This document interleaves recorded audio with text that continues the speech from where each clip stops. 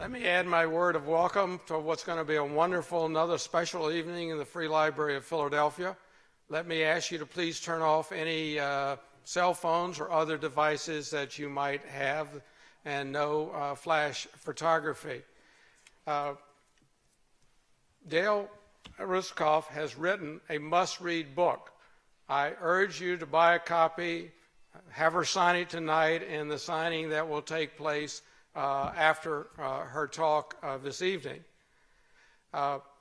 Dale grew up in Alabama. She moved gradually north, well, I should say immediately north, in the sense that she went to Harvard. Then she went back south and worked for newspapers in Alabama, moving a little bit north to Atlanta, and then for a long-term engagement with the Washington Post. But this book and her ability to gain access to the participants is a unique insight into the world of education. 5 years ago, Mark Zuckerberg, Mayor Cory Booker, and Governor Chris Christie went on the Oprah Winfrey Show to announce that Mark Zuckerberg and his wife were giving $100 million to the Newark schools to reform the Newark schools. That was matched by almost another $100 million from other philanthropists to impact the reform activities. And this book tells you what happened as a result of that. That was a special prize, $200 million, and that's the name of the book, The Prize. But what you need to know is, of course, Governor Christie is running for president, and he's moved away from the Newark schools. Cory Booker is no longer the mayor and is now the senator from New Jersey. Mark Zuckerberg and his wife have retreated in terms of their philanthropy activities to the West Coast. And the reform superintendent that was brought in to manage and to implement the Newark's the prize, she's been fired. So Dale, I'm sure, will touch on some of those factors. Just two facts that I want to mention from the book. The KIPP Charter School in Newark that she writes about got $16,400 per pupil, of which $12,664 got to the individual schools. The district schools in Newark got $19,650, $3,000 more, of which $9,000, less than half, $9,604 got to the individual schools. The second fact I want to mention to you is the Newark school budget was $1 billion. The Philadelphia school budget is $3 billion. So education is not only critical to the future of our educating our children and to the future success and prosperity of America, it's also a very big business. Ladies and gentlemen, let's give an enthusiastic Philadelphia welcome to Dale Russakoff.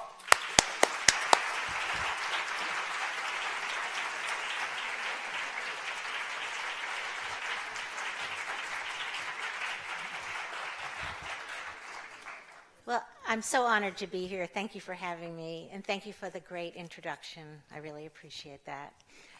If you'd indulge me for just a couple minutes, I would just like to read to you a little bit about how this whole thing started in Newark.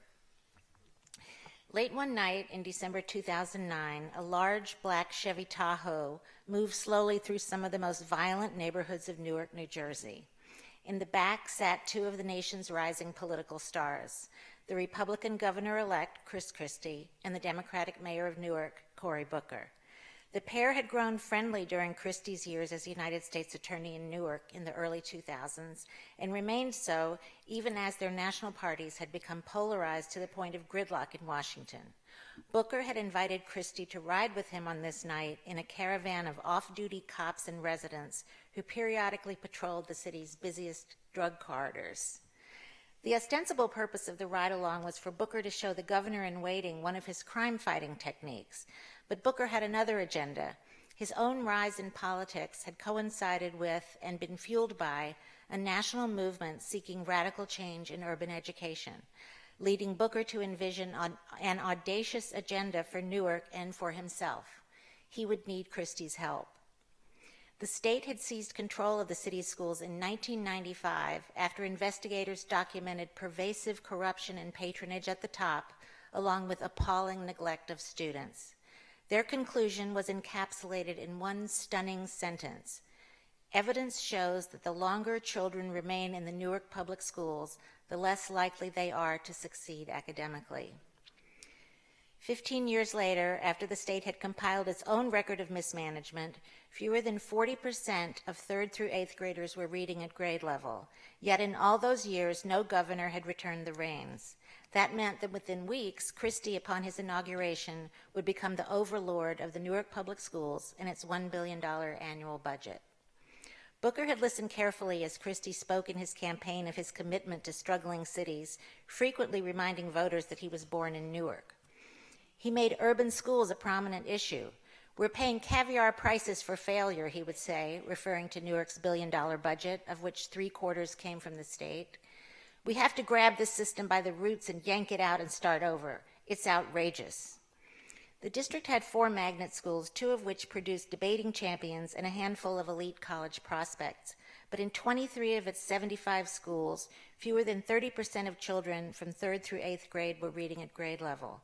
The high school graduation rate was 54%, and more than 90% of graduates who attended the local community college required remedial classes. Only 12.5% of Newark adults were college graduates, just over 1/3 of the statewide rate.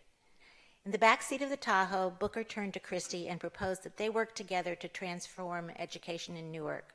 With Christie's absolute legal authority and Booker's mayoral bully pulpit, they could close failing district schools, greatly expand charter schools, weaken tenure protections, reward and punish teachers based on their student test scores. They shared a belly laugh at the prospect of confounding the political establishment with an alliance between a white suburban Republican and a black urban Democrat. Booker warned that they would face a brutal fight with unions and machine politicians invested in the status quo. With 7,000 people on its payroll, the school district was the biggest public employer in a city of roughly 270,000.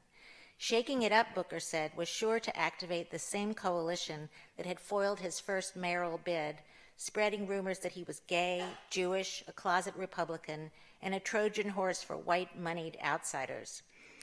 Booker could barely see in the pitch dark, but as he described all that ugliness, he got the distinct impression that Christie was salivating. "Heck, I got maybe 6 votes in Newark," the governor-to-be responded. "Why not do the right thing?" Okay, so that's how it started. Of course, they needed private philanthropy to pay for all this, lots of it. And it just so happened that several months later, Cory Booker learned that young Mark Zuckerberg, at age 26, was contemplating his first major philanthropic gift ever, and he wanted to do something big in education. By September 2010, Booker had convinced him to pledge $100 million to transform public education in Newark. So that's how the education reform experiment began in Newark. But now I'd like to tell you why telling this story became so important to me as a journalist. I had seen an article in the Star-Ledger saying that this gift was going to be announced on the Oprah Winfrey Show.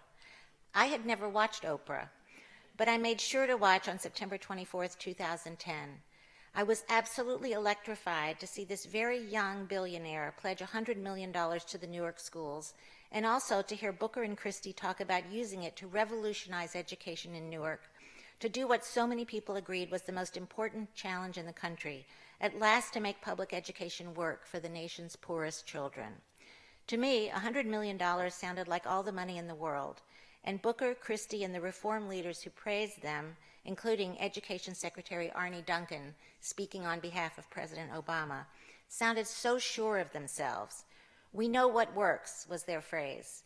They would take the best ideas of the education reform movement, bring them all to Newark, and in Booker's words to Zuckerberg, they would flip a city. I didn't believe they would achieve change on the almost miraculous scale they were talking about, but I expected to see dramatic advances, and I wanted to get as close to this process as I possibly could, because this is exactly what has fascinated me through my almost 40 years as a newspaper reporter, tracing the process by which big public policy ideas do or don't translate into actual changes in people's lives, and understanding why or why not. I saw what was happening in Newark as an opportunity to explore how the democratic process worked or didn't work for very disadvantaged children. I also thought it was an opportunity to look from the ground level at the education reform movement, this very potent combination of billionaire philanthropists, charter school leaders, social entrepreneurs, and politicians in both parties who are seeking to upend the status quo of traditional public schools governed by large, usually unionized bureaucracies. The movement has spawned a furious debate over the shape of education nationally. When I started my reporting, the movie Waiting for Superman just had come out, portraying traditional urban public schools as failure factories, teachers' unions as villains, and non-union charter schools as the solution. 2 dueling websites on education had just gone online. One was called waitingforsuperman.org, the other notwaitingforsuperman.org. I was struck by how many real issues both sides, the reformers and their opponents, were leaving out. This impassioned national debate had a huge hole in the middle of it, and a majority of the children in Newark and in cities across the country were stranded in that hole. I'll give you 2 illustrations of this from my reporting early on. For most of the first year after the gift was announced, Newark did not yet have a superintendent. A group of consultants was calling the shots within the district, which was being run by the State Department of Education. These consultants did some important work, in particular getting a handle on the tenure process, but the most public thing they did was to identify which of the absolutely worst district schools to close to make room to expand charter schools. One school they identified was 15th Avenue School, where for years, barely 20% of children had been reading at grade level. Very little was going right for kids at this school, so it was designated to close, and one of the highest performing charter schools in the state was to move in. This charter, as was its model, was starting with kindergarten only, and it would grow 1 grade each year. So no one currently at 15th Avenue, a kindergarten through 8th grade school, would be eligible to go there. The consultants decided that the 330 children at 15th Avenue would be transferred into a school just across West Side Park. Now, if you were looking at a map, this made perfect sense because the second school was geographically close, and it was also underpopulated, so it had plenty of room. But if you knew the neighborhood at the ground level, which the consultants did not, you would know that West Side Park is a hangout for drug dealers and gang members, and that children as young as 5 or 6, or even 12 or 13, should not be walking through it every day to get to and from school. I attended a PTA meeting at 15th Avenue School, and the parents were terrified. They wanted to know how people who professed such concern for their children's outcomes would come up with such a plan. Moreover, the school where they were going wasn't much better than 15th Avenue. One father said, "They're not solving the problem. They're just taking the problem and moving it across the park." So the reformers had this really powerful diagnosis for what was wrong with the existing system, but they didn't have a formula for fixing it without causing tremendous stress on the district schools where the majority of kids are still being educated. One thing I learned about education in cities, it's an ecosystem. Changes in one area have consequences in another, many of them unintended. Okay, scene 2. I attended a public forum held one Saturday morning on a new alternative high school graduation test. For the past several years, students who failed the regular high school exit test had taken an alternative test that was much shorter and easier and was graded by their own teachers, so everyone who took it passed. The state was proposing to use a new test that would raise the bar and be graded by a disinterested party. A number of civil rights organizations participated, and they argued strenuously against the new test. They had calculated that some 3,000 students in the state who would have passed the test under the old system would fail it under the new one. As they put it, one of the most consequential things you can do to students who have the credits required to graduate is to deny them a high school diploma. I found myself wondering, how about denying them a high school education? If students couldn't pass this very basic test, what did a high school diploma mean? Again, Here was a forceful, impassioned, important voice in the education debate, talking past some of the biggest problems children were navigating every day in Newark and cities like it. It seemed clear to me this was an opportunity for journalism, to write a full story of how both the status quo and the reforms were affecting all Newark school children, in charter schools and district schools. I wanted to see education from every perspective in the debate, but most importantly from the eye view of children and the teachers who worked every day to reach them against incredible odds. If I could write a story, a book, about education reform in Newark that was indisputably true and thorough, essentially filling the hole that existed in both sides of the national conversation, I hope that it could spur a more honest exchange about what children in schools in cities like Newark truly need to succeed. What should this conversation look like? I have a suggestion. Newark and other urban districts desperately need to get more resources to classrooms to support children and their teachers. The reform movement has a mantra. It says poverty is an excuse for failure in district schools in Newark and across the country. That is unquestionably true for some people in some schools, but poverty is also a root cause of failure for children who literally are traumatized from growing up amid violence, family strife, and constant instability. Here's another example from my reporting. Avon Avenue School is located in the poorest catchment area in Newark.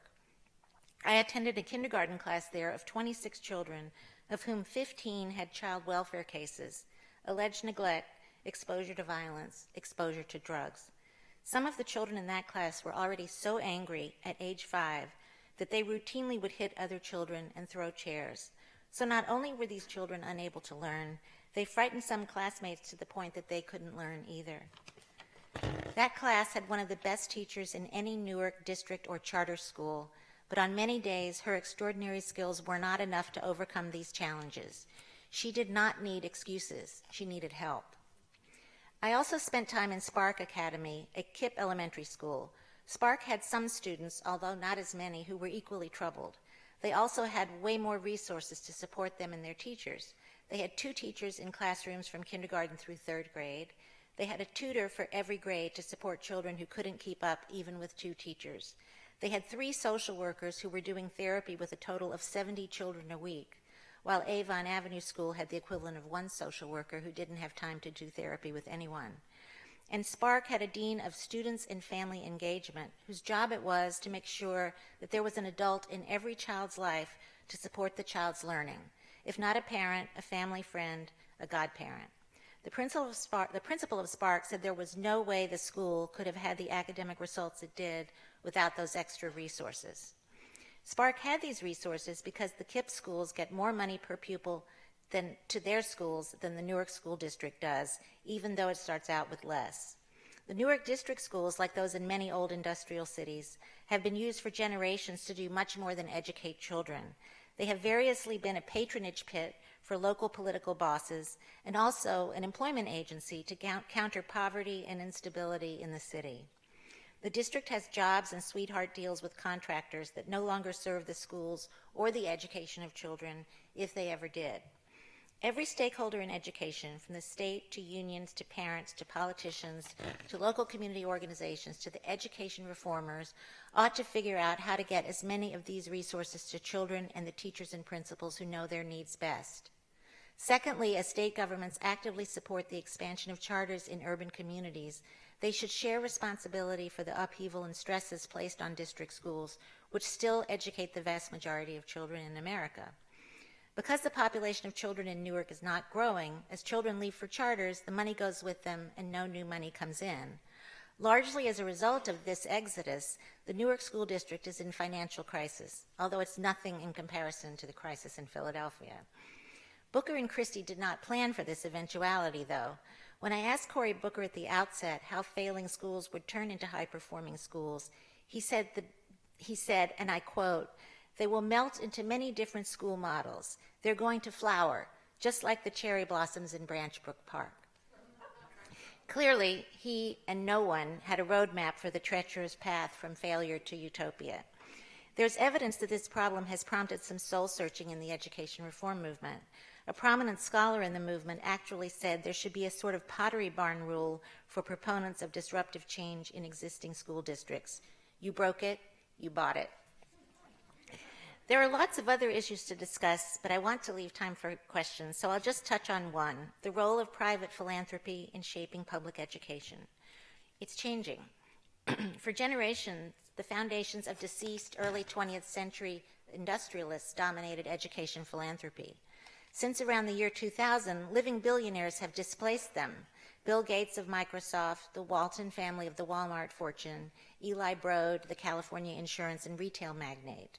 They are making targeted donations in hopes of disrupting the existing education system, which they see as antiquated and unequal to the task of educating the next generation. That's the context in which Mark Zuckerberg came to pledge $100 million to Newark, a city he had never visited. He hoped to transform public education on the same scale that he had transformed global communication from his Harvard dorm room at age 19. Why not? Like many philanthropists, he came to the cause of education through personal experience. His girlfriend, now his wife, Priscilla Chan, had worked as a teacher for a year after college, and when they socialized with friends in Silicon Valley, he felt that their contemporaries treated her as if she were doing charity work. Yet in his view, teaching was one of the most important jobs in society. His hope was to use his philanthropy to create a path-breaking new teacher's contract in Newark that could be copied in cities across the country and would have the effect of raising the status of teachers in society. His idea was to pay very large bonuses to the very best teachers, up to 50% over and above their base salary. These were the kind of rewards paid at Facebook, and he believed a similar system would attract the best college graduates in the country into teaching, much as he now was attracting them to Facebook. Booker and Christie added to this a plan to expand charter schools and institute what they called systems change in the district schools, a state-of-the-art student data system, a new accountability system, a new system for evaluating teachers and principals. With charter schools and a district school that would run, in their view, like a high-performing business, they thought they'd arrive within 5 years at a model, a proof point, they called it, that Zuckerberg, with his philanthropy, could take to one city after the next, solving the education crisis in all of urban America. It didn't happen. Zuckerberg did end up spending $100 million in Newark, and matching funders spent a second $100 million, but 5 years have now elapsed, and there's no model of educational excellence in Newark. They spent $60 million expanding charter schools. They spent about $50 million on a new teacher's contract that holds teachers more accountable for effective instruction, but didn't revolutionize the pay system as Zuckerberg hoped. They spent $20 million on consultants, many of them paid $1,000 a day, to implement these systems changes at the district level. And they set aside another $30 million to be spent on assorted other labor reforms, including a new principal's contract that so far hasn't materialized. This did not flip a city, as Booker had promised. The doubling of students in charter schools will undoubtedly increase student achievement in Newark, because Newark charters, unlike many across the state, significantly outperform the district schools. But the district schools, attended by 60% of Newark children, have not improved, and in fact are under severe stress. Despite the $89 million committed or spent on labor contract reforms and $20 million spent on consultants. In fact, district school performance on the state standardized test in grades 3 through 8 has gone down in the last 5 years, not up. One reason seems clear. It was contained in an email that an aide to Booker wrote early in the negotiations over Zuckerberg's gift, saying this: MZ's money is not going to the classroom. As I said, the emphasis was on systems and management changes, running the school district like a business, expecting better management to travel through the system and show up as better student performance. The reformers weren't wrong to emphasize systems change in a district whose management was borderline dysfunctional, but they emphasized them to the exclusion of figuring out how to get more resources to schools and classrooms for children who in some cases are years behind academically or who simply can't learn because of trauma in their lives. Had they engaged the best teachers and principals in Newark, in district and charter schools, in planning their agenda, they might have taken a different approach. But this entire plan was formulated without the input of Newark residents or educators. In fact, they learned about the revolution coming to their schools at the same moment as Oprah's national television audience. Mark Zuckerberg seems to have learned a lot from this experience. He and Priscilla Chan have announced they will continue contributing to the cause of education for the most underserved children, but from now on they will work close to home in the Bay Area They said they will work to understand the desires of communities and the complex needs of children they hope to help, a very different approach from the one in Newark. Within the very polarized national discussion about education, there's a debate over whether you can improve urban schools without first solving poverty. My reporting convinces me that you don't have to solve poverty to improve education for the poorest kids, but you definitely have to address it. And to address it, you need more resources at the school level. I'd like to return to the KIPP elementary school I mentioned, Spark Academy, to tell you about something I witnessed that clarified this for me. One morning late in 2011, a mother of 3 students at the school was badly beaten by her boyfriend while her children were in school. The mother appeared in the school office, her face bleeding and swollen, clutching her newborn baby and desperate for help. The principal, Joanna Belcher, accompanied her and the baby to the hospital, persuaded her to file a police report, and then accompanied her to the courthouse where they sat together for hours waiting for a lawyer to be assigned. Quote, "I had never seen that in all my career, a principal coming to court with a victim," said attorney Suzanne Greusser, a domestic abuse specialist who handled the case.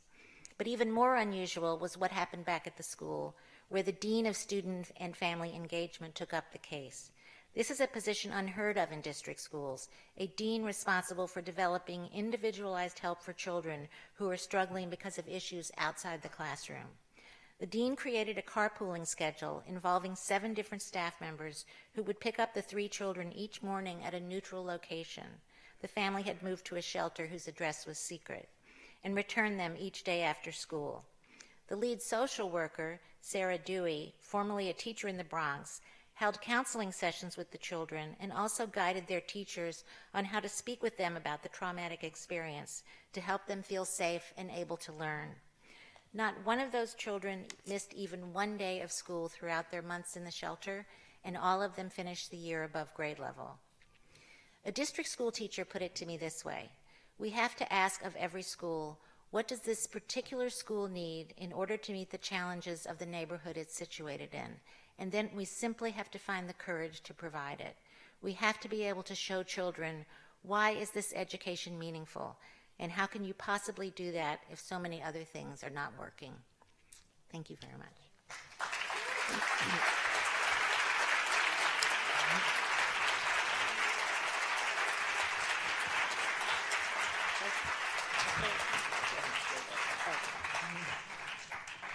Dale, thank you very much for that talk. Usually I have a bunch of questions in case there aren't any from the audience, but I see administrators, I see teachers, I see people who are Philadelphians who are invested in this process. So why don't we just get started? Raise your hand, we will get a microphone to you. I ask that you keep your question succinct. Gentleman right here.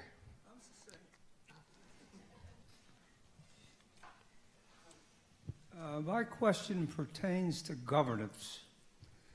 You were extremely thorough in terms of the anecdotal material that you've dug up as a newspaper reporter and a book writer. But to me, one of the big factors that should be considered, I'm interested in your opinion about governance. Let me give you some problems right here. In suburban Upper Darby Township, immediately after World War II, Dan, you're going to have to make this very, very specific because there are other people waiting. My bottom line question is whether, in your opinion, education should be, management and governance should be removed from the local level to the state level. And in order to that's why I had to tell the material about the factual background. And I don't know whether the question makes any sense without the factual background. Well, I guess, I don't know if I need the background, but my initial reaction to that is that the governance ought to be divided, and but the specific operation of the schools should be as close to the schools as possible, not at the state level, because, the larger the bureaucratic entity that's controlling the schools, the less gets to the school level and the less flexibility and innovation and ability to tailor the school's teaching to the needs of the kids. So, I can see where there could, certain functions have to be at the state level, but in terms of really the operation of the schools, it seems to me it needs to be very close to the school itself. All right. I'm of the opposite view, but we can't talk about it. Maybe afterwards. There's a gentleman all the way in back in green, and then there's a gentleman about halfway up with his hand up. Thank you. Thank you for your book. I attended the public school system in Newark, New Jersey for 12 years. And I learned there what the former school superintendent in Philadelphia had to say about the Philadelphia school system, that it's an apartheid-like system. That on one side of City Line Avenue, per student funding is $10,000, and when you walk across the street in Lower Merion, it's $20,000. I just wanted to make a point, is that today, in the nation of Cuba, they are training doctors from all over the world because there's a need. They're not being paid. They've trained people from Philadelphia who would never have this opportunity, not because of money, but because there's a need. And the Labor Department says... Sir, you're going to have to make it short here. I'm going to wrap it up right now. The jobs that are going to be needed will be housekeepers, nurses' aides, security guards, and this is what the educational system is organized to produce today, because those will be the jobs. The highly skilled jobs are a small minority. So my question is, how can you reform education without making education a right for everyone throughout their lifetime? Thank you. I think that it is a right for everyone throughout their lifetime. I do. Ladies and gentlemen, let's skip the preambles and get right to the questions. Thank you. The system so far has shown no interest in the fact that poor black fourth graders have been known to achieve above grade level in national norms in reading and at grade level in arithmetic and writing when, after abolishing all quizzing, testing, textbooks, grading, homework, and testing before the... Sir, what's your question? Why do they pay no attention to the fact that we know how to educate poor black fourth graders? Dale, do you have an answer for that? Sir, all teaching was done through the daily newspaper. Wait, all teaching was done through the daily newspaper? When was that? When did it happen? 30 years ago. Oh, okay. I think that a lot of people, the scholars in education, feel that they really don't know how to educate the poorest kids effectively, and that's why there's this incredibly raging debate on what is it going to take to do better. Dale, we've had other educators come here and say, just throw more money at the problem. If there was $6 billion thrown at Newark and Philadelphia, would that do the trick? Well, there was $100 million thrown at Newark, and it didn't. Right, but I'm saying $6 billion, well, since $6 these billion, are billion-dollar systems. Well, I think we had a discussion about this earlier this evening, that funding is one issue, but what you do with the funding is at least equally important. And it feels as if there's not enough understanding of what to do with the money in order to have it translate into real tailored attention to the kids in the classroom. Some schools know how to do it, a lot of them don't. And it feels as if that's something that really needs to be kind of developed throughout the country. Is just if you could get more money to the classroom, what would you do with it and how would you spend it? Question. Yeah, there's a lady in pink here, and then there's a gentleman in blue and another lady right here. Thank you, Dale, for a very balanced, what seemed to me a balanced approach between on the real issues of the many problems in educating kids and in what happened there. We seem to get torn between the charter versus the traditional public school, and yet there are so many other issues, the real issues that underlie, which input from teachers. Do you have some ideas about how that money could have been handled and spent differently to be effective, not to say whether it was for charter schools or traditional public schools, but to support schools and teachers and students? And I say that as a former administrator. Well, I actually feel that one thing that they should have done, well, first of all, there was supposed to be a community engagement process that would inform the public about what was happening and let people weigh in on it. And that there was a community engagement process. They did spend $1.8 million with a political consultant who was supposed to be in charge of it, and they didn't give the public any of the information about what they were planning to do. So it was basically a waste. I was thinking, had I had the control of all this, I would have spent a good bit of the money trying to figure out, almost through a forensic investigation, where the money in the school district is going that isn't reaching the schools.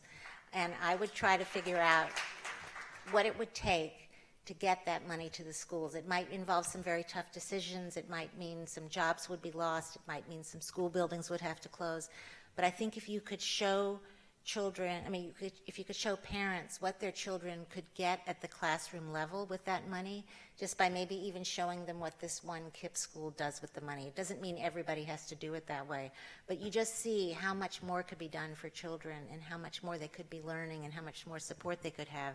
And if people could see that choice, and then you could have a real community engagement process about what tough choices you're willing to make, I think that would have been really a good use of the money. Yeah, there's a lady in salmon here. There's a gentleman in green off to the left there. Yeah. About a year or two, Diane Ravitch had spoken at the library, and one of the things that she had said was that tenure, she basically equated tenure at the school level with pretty much due process. And in your remarks earlier, you had mentioned that I think before Mark Zuckerberg had given his money, that you had said some progress had been made in coming to terms with tenure in Newark. And could you just explain that a little bit more? Oh, well, actually, this was more just kind of an operations and management thing. Like, there had never been a centralized process when teachers were up for tenure of reviewing whether they were going to be tenured or not. That was just done by the principal in the building. And so every year there was just, this huge set of decisions that was being made that nobody had a handle on. And so they actually set up a process for having a central review of it. But one thing that happened with tenure in Newark and in basically all of New Jersey was they passed a new tenure law. And the attempt was to try to, to make tenure harder to get and easier to lose, and it would be all based on a teacher's performance. And they actually did that. Like, now it takes 4 years instead of 3 to get tenure, and you have to have 2 consecutive years of ratings as an effective teacher.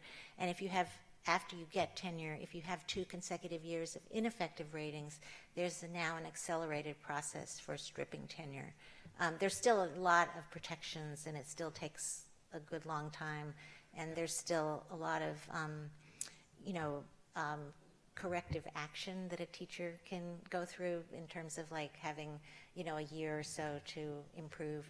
But it is now a more streamlined process than it was. But one thing that they weren't able to get the legislature to change was the protection of, the seniority protections in times of a layoff. So for a district like Newark that's downsizing because of students leaving to go to charters, they have a lot of, in order to, they have closed some schools and consolidated them, which means that there's a lot of teachers left over, and the teachers with the most seniority can bump the more junior teachers. So it's basically last hired, first fired.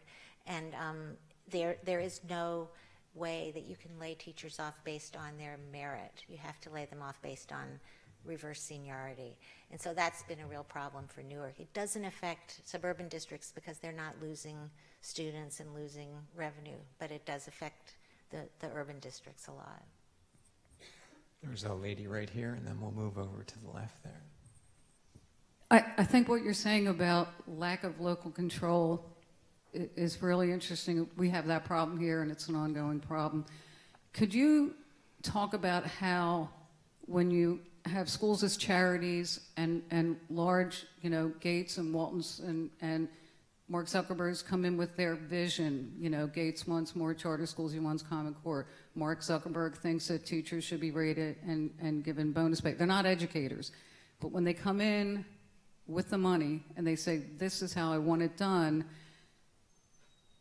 the way that I see it, I wanted to see what you think, that automatically leads to a lack of local control and a lack of democratic process. So now, am I reading your, I haven't read your book yet, so I want to know, am I understanding what you're saying about that correctly? Yes, and I think that's a big issue. I think the other issue is that the democratic process in New Jersey, and particularly in Newark, hasn't been very favorable to children, which is why the state took over in the first place.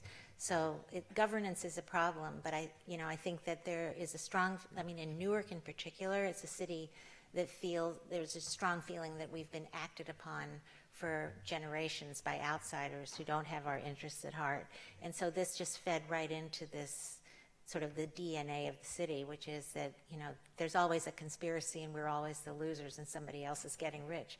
And it was, I think because there was so little democratic process, it really almost doomed any effort. And I think, it doomed it politically, but I think it also doomed it just in terms of whether they were going to do the right thing for the city, because they didn't talk to anybody. They were so sure that we know what works. That was the mantra. And there was, so little understanding of what is it like to be a kid in a district school and living in a neighborhood, or a teacher trying to work with kids who live in neighborhoods that are full of violence. There was just no understanding at all. And when I was talking to a particular charter leader about, the trauma that was going on at these district schools, because they'd been, several schools had been combined into one, and teachers had been shuffled, and thousands of kids had to go to new schools and leave their neighborhoods, which was hard for them. And the kids were getting lost in the shuffle, kids who needed certain kinds of help. It was well known at the school they left that they needed the help, but when they got to the new school, there was nobody there for them. And there were a lot of kids who fell through the cracks there. So I was just raising some of these issues, and this person said, well, those district schools are so terrible, I'm sure it didn't make anything any worse for anybody. And I just thought, I know the district schools are really, falling very short, but these are really difficult things that happen to kids in these schools, and things did get worse for a lot of those kids. And it just felt like there wasn't a real understanding of who these people are and these kids are and what their lives are. And, that's a big hole in the whole debate. Dale, we were talking earlier about the top-down imposition, like she just mentioned, but you had an example of an effective district that worked from the bottom up. Can you talk a little about that? We were talking about it earlier at dinner. An effective district? Yeah. Well, was it Mike? Was it Washington? Oh, you're talking, I see. Yeah. It wasn't so much about bottom up, but it was just about more of a democratic process where, I was really struck by the way things changed in Washington, D.C. after Michelle Rhee left unceremoniously. And, she was succeeded by Kaya Henderson, who's now been there, I think, for 5 years. And, when Michelle Rhee came in, she, much like what happened in Newark, just didn't bring local people or, the staff or the teachers on the ground who really knew the city into the process. And so there was just a huge political uprising that led to her ouster. Well, Kaya Henderson, I think last year, closed about 15 schools in Washington, D.C. to consolidate buildings and, basically make the district more efficient and free up resources because so many kids had left for charters and so many buildings were half empty.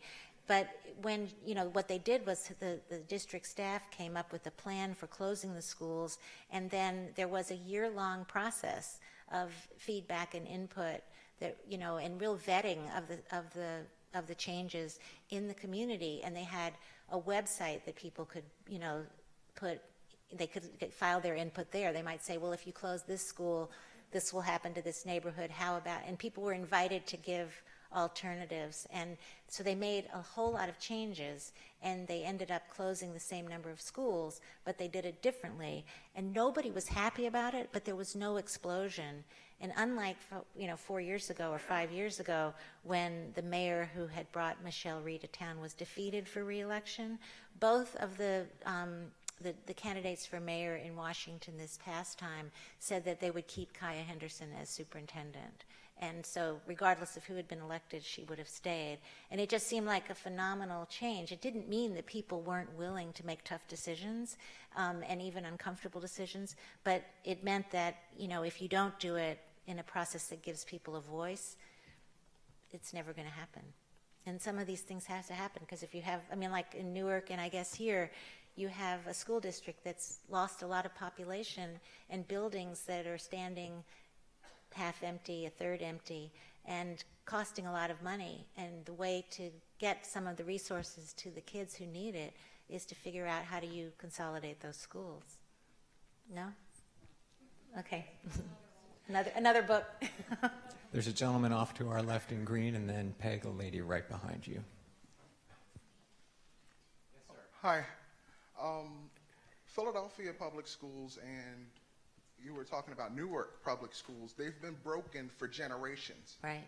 And the money that they got, they were just going to change, they got $200 million to change everything with an unproven charter school system that kind of worked, but it took a lot more resources than the public schools were even getting to begin with. Don't you think that money, that $200 million would have been better spent on a proven system like private schooling via charters? Do you think that $200 million would have been better spent with vouchers? I guess I don't, because I don't know where the kids would have ended up going with those vouchers, and often, they find that kids go to schools that they don't end up doing any better. I was wondering, why didn't they just send them all to boarding school? Because there was enough money to do that. But, there's a lot of things you can wonder about, but, none of that's really practical. No, we're going to keep going. There's a lady right behind you. Hi. My question is there any research to indicate that applying a corporate pay scale in education with merit pay to the supposed best teachers is at all effective or desired in education? There's no research that shows that it improves student outcomes. There's none. I think that what people who support it think is that it will bring a more professional, talented person into education, somebody who wants to be paid for performance, as opposed to, the kind of step raises that go on in education. But I don't think that there's even any evidence of that. When the teachers who got the merit pay, because there weren't even that many of them, because it wasn't 50% bonus on their base salary, it was $5,000, and in some cases $10,000. And the teachers who got it said that really it was nice to have the money, but it had no impact on the way they taught kids. That teaching kids for them was its own reward. And maybe if it had been $50,000, they might have felt differently, but it didn't change their lives, and it didn't change the way they felt about teaching. So, and I think that, because teaching in a school district can really be, a function of who your principal is. You can have a great principal, or you can have a pretty, you can have a monster as a principal. So many teachers said to me that the reward for them would be to work for a great principal, and that they would rather have that than merit pay. We've got time for a couple more questions. There's a gentleman in blue on the aisle, and then there's a lady in blue, Peg, to your right here, glasses, about 5 rows back. Thank you. It was a terrific lecture you. today. Of the 4 people that are on the cover of your book, which one would get the dunce cap for dropping the ball? Gee, that's tough. You know, I actually think that there's no villain here. I think that there's no hero and there's no villain. I think that they were the 4 people were very naive about what they thought they could accomplish, and they were all naive about what they were getting into. I guess my feeling is that Cory Booker made a promise to Mark Zuckerberg that Zuckerberg just banked on, and he did not carry that out. And that was that he was going to make this his #1 priority and work on it like this was all that mattered. And he really didn't. I mean, he made some speeches, and and he spoke beautifully about the importance of improving the schools, but he had other preoccupations. So, but I wouldn't single him out. I just think that, he's the one who told Zuckerberg, if you do this, we're going to have a transformation in Newark. And then, to the extent that it was possible, he didn't spend a lot of time trying to make it happen. Yeah, lady in the middle. You, in your talk earlier, characterized the ideas that were circulating in Newark as the reform ideas and the status quo. And I know a little bit about what some of the things that are going on in Newark and Philadelphia. And did you see anything else that was, not either of those? In other words, weren't there people who had, it seems to me like there might have been people who had other ideas, and where were they? There were, but they weren't organized, and that was what was so disappointing, is that the organized groups were the people who wanted to have this very radical reform based on the ideas of education reform movement, and the people like the unions that were defending the status quo. And there were so many teachers who really wanted change and just felt like they didn't belong in either of these camps. Nobody was really even making sense to them. So I think one thing that's kind of heartening that's going on in Newark now is that, the latest thing, as Morris said, the governor fired the superintendent, and there's now a process underway where control is going to be returned from the state to Newark in maybe 1 year, maybe 3 years.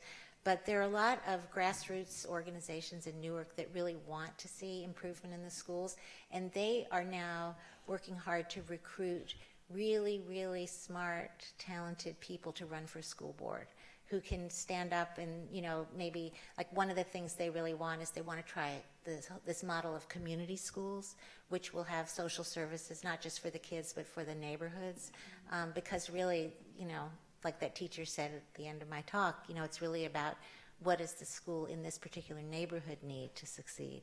And so they're just, there has been, the education, because the state in Newark, because the state has controlled it, the school board has just been basically used by people who want to go to the next level in politics. They're not even that interested in education. It's been kind of a travesty and a tragedy. And this is, to me, really encouraging that the idea that people really will have control has led to just, a really serious and purposeful drive to get good, really good candidates to run for the school board.